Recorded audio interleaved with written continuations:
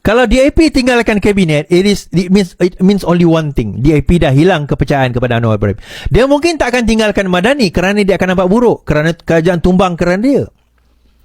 Tetapi bila dia tinggalkan kabinet, dia akan memberi keyakinan kepada orang Cina, betul, dia orang ni tinggalkan kekayaan, tinggalkan kuasa demi kerana protes terhadap Anwar Ibrahim.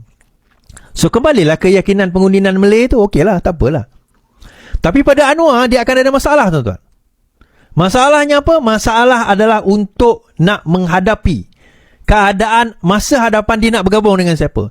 Sebab itu saya tahu PKR sekarang berunding dengan Bersatu. PKR juga berunding dengan PAS. PKR juga berunding dengan UMNO Barisan Nasional.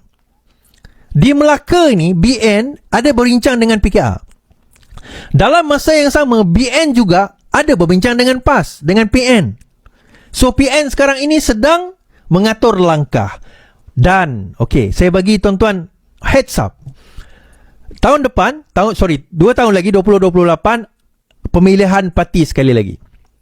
PKR punya pemilihan parti. Dan itu penggal terakhir Anwar jadi Perdana Menteri. Kalau lepas ini, tahun depan katalah Anwar tak jadi Perdana Menteri, bukan Perdana Menteri, Presiden, Kalau tahun depan Anwar tak jadi Perdana Menteri, dia tak boleh, tak ada alasan lagi untuk nak jadi Presiden. So, siapa bakal jadi Presiden?